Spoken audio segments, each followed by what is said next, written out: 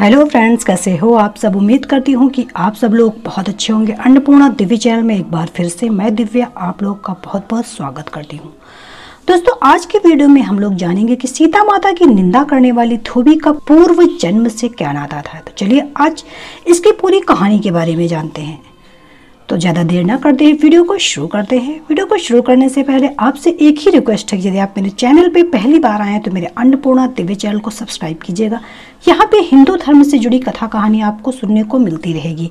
और हाँ दोस्तों, मेरी वीडियो की लेटेस्ट अपडेट के लिए बेल आइकॉन को जरूर प्रेस कीजिए। मैं जब भी वीडियो अपलोड करूँ तो उसकी नोटिफिकेशन सबसे पहले आपके पास पहुँच जाए।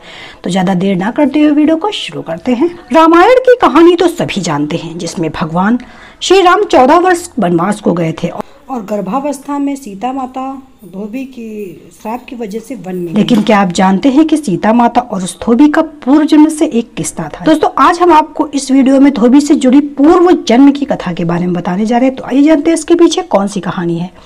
मिथिला नगर की नगरी में जनक राजा राज्य करते थे। उनका नाम शीरध्वज था। एक बार वो यज्ञ के लिए पृथ्वी जोत रहे थे। उस समय फाल से बनी गहरी रेखा के द्वारा एक कुमारी कन्या का प्रादुर्भाव हुआ। रति से भी सुंदर कन्या को देखकर राजा को बड़ी प्रसन्नता हुई और उन्होंने उस कन्या का नाम सीता रख दिया। परम सुंदरी सीता एक दिन सखियों के साथ उद्यान में खेल रही थी।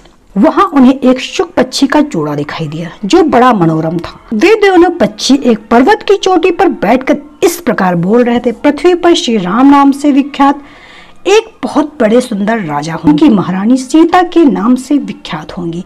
श्री राम सीता के साथ 11,000 वर्षों तक राज्य करेंगे। धन्य है वे जानकी देवी और धन्य है वे श्री राम। तोते की ऐसी बातें करते देख सीता ने सोचा, ये दोनों मेरे जीवन की कथा कह रहे हैं, इन्हें पकड़कर सभी बातें पूछूं। ऐसा विचार कर उन्होंने अपनी सखियों से कहा, यह पक्षियों का जोड़ा सुंदर है, तुम लोग चुपके से जाकर इनको पकड़ लाओ। सखियां उस पर्वत पर गई और दोनों सुंदर पक्षियों को पकड़ लाईं। सीता उन पक्षियों से बोली, तुम बड़े सुंदर हो, देखो डरना नहीं, बताओ तुम कौन हो और कहां से आए हो। राम कौन है और सीता कौन है, तुम्हें उनकी जानकारी कैसे हुई, सारी बातों को जल्दी जल्दी बताओ, भय ना करो। सीता के इस प्रकार पूछने पर दोनों पक्षी सब बातें बताने लगे। देवी वाल्मीकि नाम से प्रख्यात एक बहुत बड़े महर्षि हैं। हम दोनों उन्हीं के आश्रम में रहते हैं। महर्षि ने रामायण नाम का एक ग्रंथ बनाया है जो सदा मन को प्रिय जान पड़ता है। उन्होंने शिष्यों को उस रामायण का अध्ययन भी कराया है। रामायण का कलेवर बहुत बड़ा है, हम लोगों ने उसे पूरा सुना है। राम और जानकी कौन है, इस बात को हम बताते हैं तथा इसकी सूचना भी देते हैं। जानकी के विषय में क्या बात होने वाली, तुम ध्यान देकर सुनो। महर्षि ऋषिचंग के द्वारा कराए हुए पुत्रेष्टि यज्ञ के प्रभाव से भगवान विष्णु, राम, लक्ष्मण, भरत और शत्रुघ्न श्री 4 शरीर धारण करके प्रकट होंगे। देवांगनाएं भी उनकी उत्तम कथा का गान करेंगी। श्री राम महर्षि विश्वामित्र के साथ भाई लक्ष्मण सहित हाथ में धनुष लिए मिथिला पधारेंगे। उस समय वे वहां शिव जी के धनुष को तोड़ेंगे और अत्यंत मनोहर रूप वाली सीता को अपनी पत्नी के रूप में ग्रहण करेंगे। फिर उन्हीं के साथ श्री राम अपने विशाल राज्य का पालन करेंगे। ये तथा और भी बहुत सारी बातें वहां हमारे सुनने में आई हैं। सुंदरी, हमने तुम्हें सब कुछ बता दिया, अब हम जाना चाहते हैं, हमें छोड़ दो। पक्षियों की अत्यंत मधुर बातें सुन सीता ने उन्हें मन में धारण किया और पुनः दोनों से पूछा, राम कहाँ होंगे, वे किसके पुत्र हैं और वे कैसे आकर जानकी को ग्रहण करेंगे।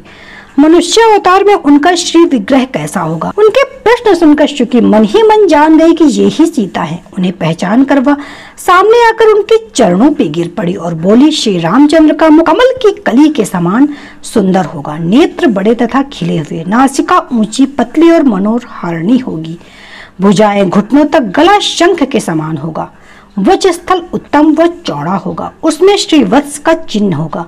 श्री राम ऐसे ही मनोहर रूप धारण करने वाले हैं, मैं उनका क्या वर्णन कर सकती हूँ। जिसके 100 मुख हैं वह भी उनके गुणों का बखान नहीं कर सकता। फिर हमारे जैसी पक्षी की क्या बिसात। वे जानकी देवी धन्य हैं जो शीघ्र रघुनाथ जी के साथ हजारों वर्षों तक प्रसन्नता पूर्वक विहार करेंगी। परंतु सुंदरी, तुम कौन हो। पक्षियों की बातें सुनकर सीता अपने जन्म की चर्चा करते हुए बोली, जिसे तुम लोग जानकी कह रहे, वह जनक की पुत्री मैं ही हूँ। जब श्री राम यहाँ आकर मुझे स्वीकार करेंगे तभी मैं तुम दोनों को छोड़ूंगी। तुम इच्छानुसार खेलते हुए मेरे घर में सुख से रहो। यह सुनकर शुकी ने जानकी से कहा, साध्वी, हम वन के पक्षी हैं, हमें तुम्हारे घर में सुख नहीं मिलेगा, मैं गर्भिणी हूँ। अपने स्थान पर जाकर बच्चे पैदा करूंगी, उसके बाद फिर यहाँ आ जाऊंगी।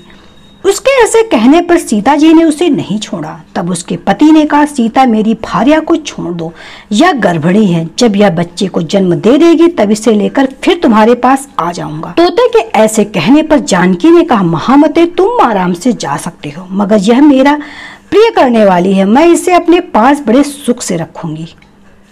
जब सीता ने उत्सुकी को छोड़ने से मना कर दिया तब वह पक्षी अत्यंत दुखी हो गया। उसने करुणायुक्त वाणी में कहा, योगी लोग जो बात कहते हैं वह सत्य ही है, किसी से कुछ ना कहो, मौन होकर रह, नहीं तो उन्मत्त प्राणी अपने वचन स्वरूप दोष के कारण ही बंधन में पड़ता है। यदि हम इस पर्वत के ऊपर बैठकर वार्तालाप न करते होते तो हमारे लिए बंधन कैसे प्राप्त होता, इसलिए मौन ही रहना चाहिए था। इतना कहकर पक्षी पुनः बोला, सुंदरी मैं अपनी भार्या के बिना जीवित नहीं रह सकता, इसलिए इसे छोड़ दो। सीता तुम बहुत अच्छी हो, मेरी प्रार्थना मान लो। इस तरह उसने बहुत समझाया, किंतु सीता ने उसकी पत्नी को नहीं छोड़ा।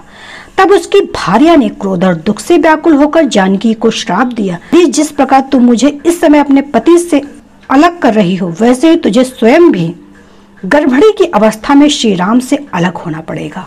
यो कहकर पति वियोग के कारण उसके प्राण निकल गए। उसने श्री रामचंद्र जी का स्मरण करते हुए पुनः पुनः राम नाम का उच्चारण करते हुए प्राण त्याग दिया।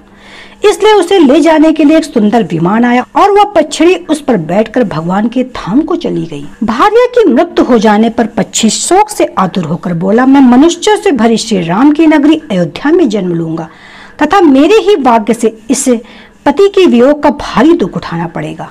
यह कहकर वह चला गया। क्रोध और सीता जी का अपमान करने के कारण उसका धोबी की यौन में जन्म हुआ। उस धोबी के कथन से सीता जी निंदित हुई और उन्हें पति से वियुक्त होना पड़ा। धोबी के रूप में उत्पन्न हुए उस तोते का शाप ही सीता का पति से विछोह कराने में कारण हुआ और वे वन में गईं। तो दोस्तों, उम्मीद करती हूँ कि ये तथ्यपरक कथा कहानी रामायण की है, आप लोग को जरूर पसंद आई। वीडियो थोड़ा सा भी पसंद आए तो वीडियो को लाइक कर दीजिएगा और चैनल को सब्सक्राइब कर दीजिएगा। तो मिलते हैं एक नए वीडियो में कुछ अच्छी कहानी के साथ, तब तक के लिए बाय बाय।